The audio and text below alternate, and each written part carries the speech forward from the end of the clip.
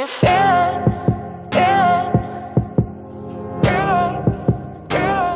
O Acriano mandou aqui, ó. Marcos, e lá no espaço, era tranquilo pra dormir?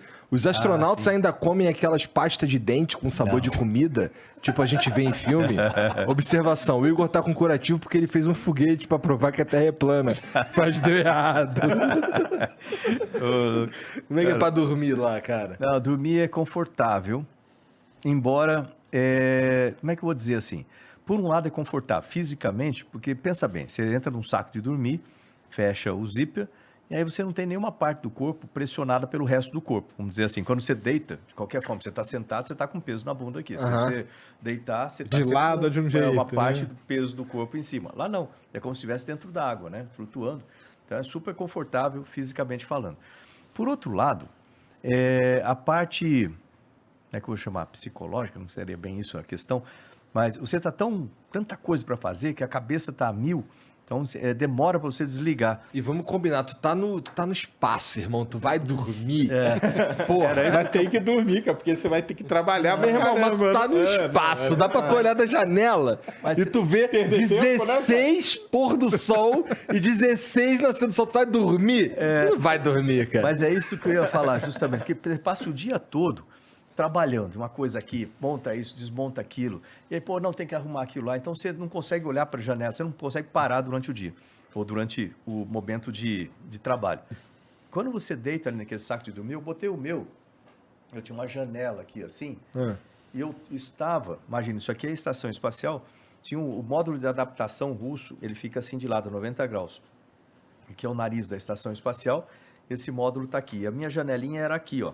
Então eu via o costado da estação espacial e a Terra aqui do lado de cá. Porra, que vista foda, É uma hein, cara? vista, eu via quando a gente entrava na noite, né? Você que entra legal. 28 mil quilômetros, entra na noite. Aí você vê É lá assim, entra, você tá 28 mil quilômetros, você entra na noite. Aí você vê assim na Terra, tipo, as luzes das cidades, dá pra você Acendendo. saber Caralho, se que Você vê o maneiro. terminador que a gente fala, é né? um terminador. Que legal, aí. isso deve aí ser você demais. vê se a luz, se a cidade tem luz antiga, tipo sódio, meio amarelado, se é luz nova, LED. Você vê o formato das cidades, você vê lugares que não tem cidades, oceanos ou florestas. Você passou etc. sobre o Brasil algumas vezes? Muitas vezes. É? Muitas. E aí? Demora 3 minutos e meio para cruzar o Brasil na diagonal, assim, né? Reconheceu? Cara, isso você deve vê ser uma muita sensação coisa. muito foda. E aí, quando Deve ser você muito vê foda. à noite também, você tem muito meteoro, né? Sim. Então você vê eles Que legal. entrando, aí você fala, pô, passou no meu nível já. Outra coisa, tempestade, visto de cima. As Você nuvens vê brilhando. o relâmpago, um raio, assim, aí você vê como se fosse uma teia de aranha, assim, né? É um negócio que maneiro. impressionante. E a pergunta que todo mundo faz, vê estrela? Vê Vê, né? assim, ó. Você está aqui, na área da noite, certo? Quando entra numa parte escura, primeiro você tem que apagar tudo dentro da estação, cobrir para você poder focar do lado de fora, senão fica reflexo na Sim. janela, você não vai enxergar nada. Aí você bota uma toalha, alguma coisa assim. E lembrar que a janela é pequenininha também, não é um janelão. Assim. Hoje em dia tem Hoje lá tem a cúpula, pô, aí isso, deve que ser é outra coisa, sensacional, né? E aí você consegue ver. Se a lua não tiver no visual, porque quando a lua está no visual, ela é muito clara. Toma ela conta de cobre tudo. Então, se tiver muita claridade na Terra, então as estrelas ficam muito pouco...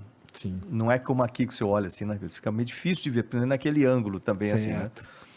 Porque tem os reflexos. Aí, você está lá na parte escura, noite. Aí depois você começa a ver, assim, um tipo de como se fosse um arco-íris de cor diferente. Preto, vermelho, amarelado, assim, começa a formar no horizonte, né? Da Terra, no costado, assim. Aí você vai vendo aquilo vai aumentando de largura, aí no meio aparece o Sol, né? Que é de que cor? Aí você, chega... Só que você não... tecnicamente é branco, né? Só que você não pode ficar olhando para ele, que aquela janela não tem proteção de ultravioleta. Se você olhar, você queima a retina. Então, você para de olhar naquela hora que você começa e para. E aí você entra do lado do dia, né? Passa o terminador do lado do dia agora. Aí no dia, cara, você vê... Lembrando o seguinte, né? Deixa eu... Pô, tem uma caneta aí? Vou fazer um desenho aqui.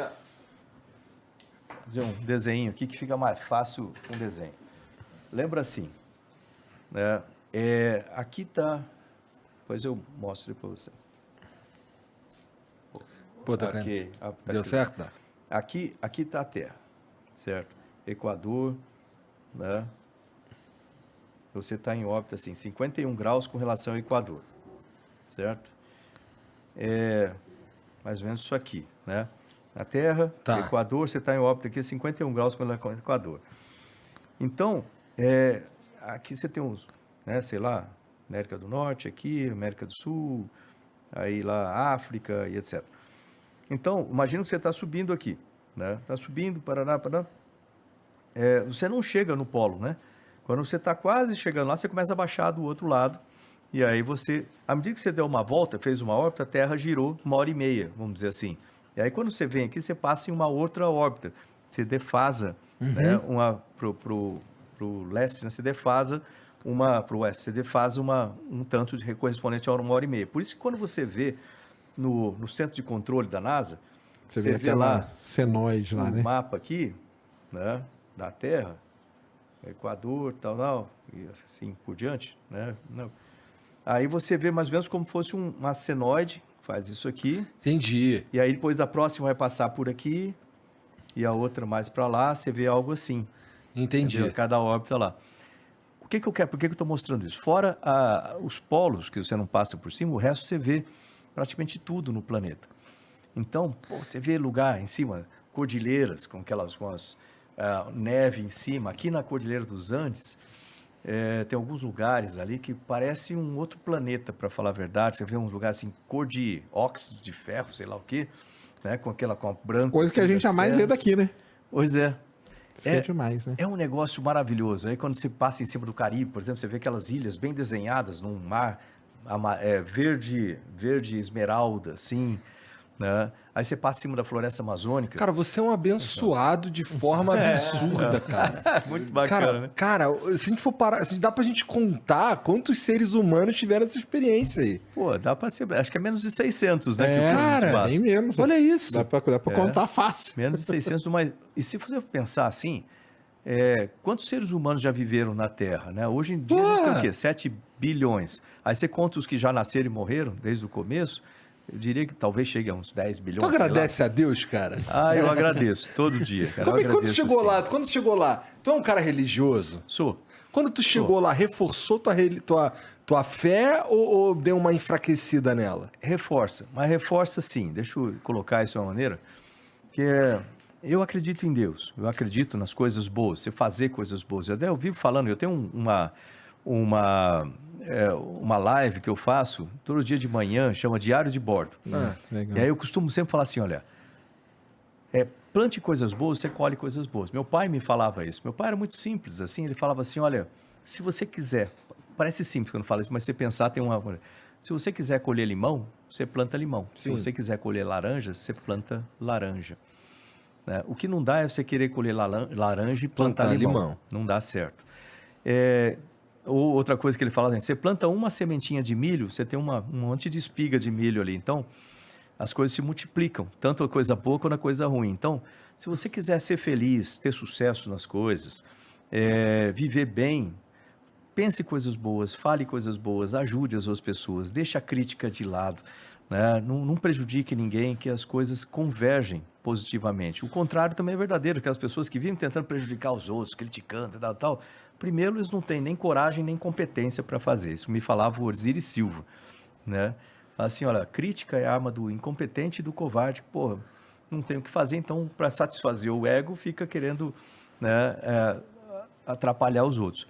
Então, essa é uma coisa importante. Então, isso aí eu sempre agradeci a Deus por essa catequese. O pessoal fala assim, você vive sorrindo? Vivo porque eu sou feliz. Eu gosto de fazer bem para as pessoas.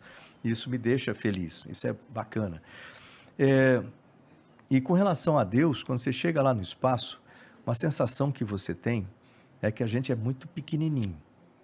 Isso muda a maneira como a gente encara a vida a partir dali. Você fala, pô, eu sou insignificante.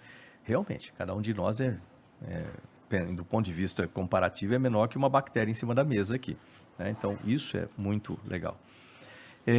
Tanto que quando eu voltei de lá, ou seja, eu fui pensando muito pragmaticamente, eu voltei pensando muito com as pessoas, né? Eu criei uma fundação, tem a Fundação Astropontes, que é justamente para motivar a ciência e tecnologia para a educação, pensar nas crianças, assim por diante. Agora, insignificante cada um de nós em relação à Terra, sem dúvida. Mas se você pensar na Terra em relação ao universo, lembra aquele negócio do Carl Sagan? Isso, pálido ponto azul, pálido né? ponto azul, the pale blue dot, né? A Terra em cima dos anéis lá de Saturno. É bacana o que ele fala naquilo lá, porque tem esse sentido. A Terra em relação ao universo também é insignificante. Mas agora pensa matematicamente. Se a Terra desaparecer do universo, o universo com a Terra insignificante é diferente do universo sem a Terra. Matematicamente é. Se um de nós, embora insignificante, desaparecer, o universo com a gente é diferente do universo sem um de nós. O que isso quer dizer? A gente faz parte da mesma coisa. Nós somos a mesma coisa. E se nós somos a mesma coisa, aí volta aquela coisa do meu pai, por isso que eu falei primeiro, é a chamada regra de ouro. Trate as pessoas do jeito que você quiser ser tratado. Por quê? Se nós somos a mesma coisa, se eu fizer mal para você, eu estou fazendo mal para uma parte de mim. Porque nós somos a mesma coisa. Nós a mesma coisa. Se eu fizer bem para você, estou fazendo bem para uma parte de mim. Aí faz tudo o que eu falei antes, é igual o Steve Jobs fala, conecta os pontos atrás. Isso aí. Então, funciona assim.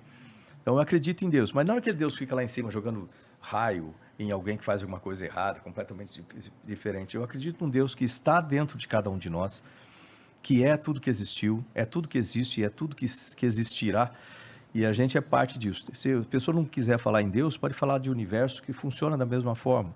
Por isso que eu acho que a gente é parte de tudo isso. Não é exatamente um teologismo, talvez um teosofismo, mas funciona mais ou menos desse jeito. Do you feel the vibe?